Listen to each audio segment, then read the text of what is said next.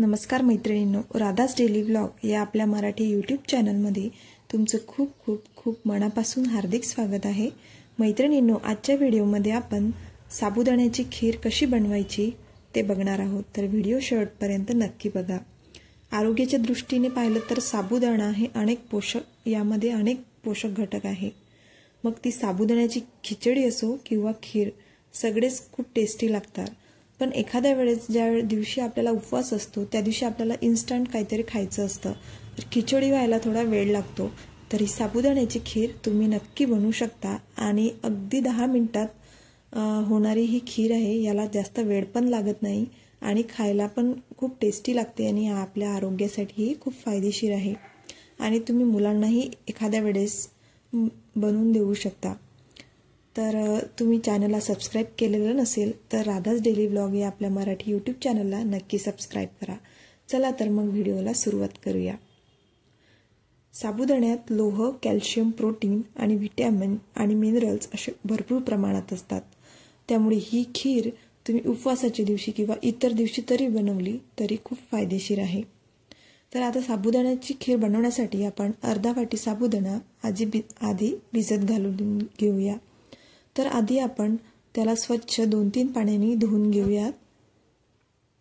तर आधी मी साबुदाण्यामध्ये पाणी घालून घेत आहे आणि आता त्याला स्वच्छ 2-3 पाण्याने आपल्याला धुवून घ्यायचं आहे, म्हणजे त्यावरती काही धूळ किंवा काही पण लागलेलं असेल तर धुतल्याने ते निघून जाईल।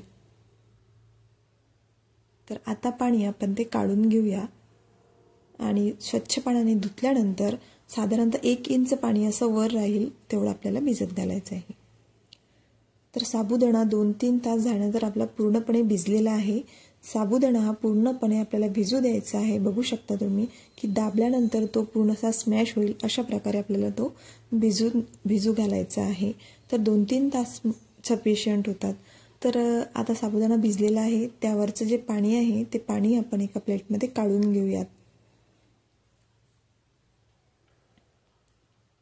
तर अर्धी वाटी मी साबुदाणा घेतलेला आहे, तर त्यासाठी साधारणतः मी अर्धा लिटर दूध आता घेतलेलं आहे।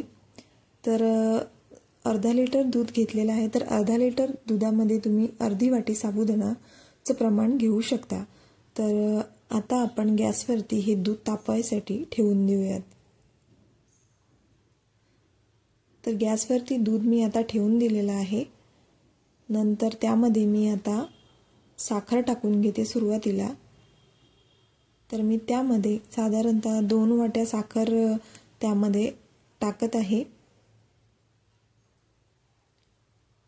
तर आता आपल्याला चमच्याने ते हलवत राहायचं आहे की जेणेकरून दूध जास्त उकळी यायला नको आणि खाली सांडायला नको, त्यामुळे मी चमच्याने हलवत आहे।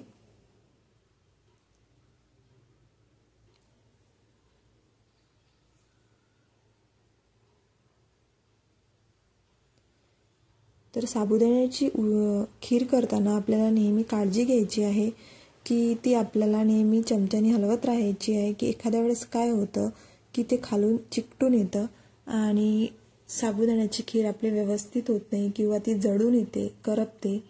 तर नेहमी खीर करताना लक्ष ठेवायचं। तर आता त्यामध्ये टाकायसाठी ड्रायफ्रूट्सचे मी बारीक कूट करून घेतलेलं आहे। तर हे ऑप्शनल आहे, तुमच्या आवडीनुसार तुम्ही घालू शकता किंवा नसेल आवडत तर नाही घालायचं। तर त्यामध्ये मी काजू आणि बदामची बारीक कूट करून घेतलेलं आहे आणि ते त्यामध्ये टाकून दिलेलं आहे। साखर पूर्ण मिक्स झाल्यानंतर आता थोडा वेळ याला आपल्याला शिजू द्यायचं आहे ड्रायफ्रूट्स आणि त्यामध्ये आता 5 मिनिटांनी त्यामध्ये आपल्याला जो साबुदाणा आपण भिजत घातलेला होता तो साबुदाणा त्यामध्ये घालून द्यायचा आहे आणि असं चमच्याने हलवत राहायचं आहे, कारण साबुदाणा खाली चिकटायला नको, तर त्यामुळे आपल्याला असं चमच्याने हलवत राहायचं आहे।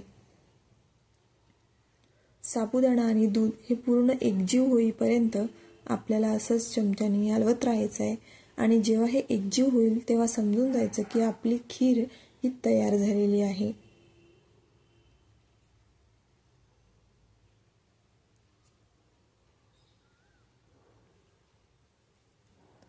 तर बघू शकता तुम्ही तर आता आपल्याला त्यामध्ये वेलची पूड घालायची आहे। वेलची पूड ही ऑप्शनल आहे, कोणाकडे उपवासाला वेलची पूड खात नाही तर त्यामुळे तुम्ही नाही टाकली तरी चालेल, पण वेलची पूड टाकली तर खूप छान टेस्ट येते, तर त्यामुळे मी वेलची पूड पण त्यामध्ये टाकलेली आहे। तर पुन्हा व्यवस्थित वेलची पूड वगैरे टाकल्यानंतर आपल्याला अगदी मीडियम मंद आचेवरती आता आपल्याला हे शिजू द्यायची आहे खीर।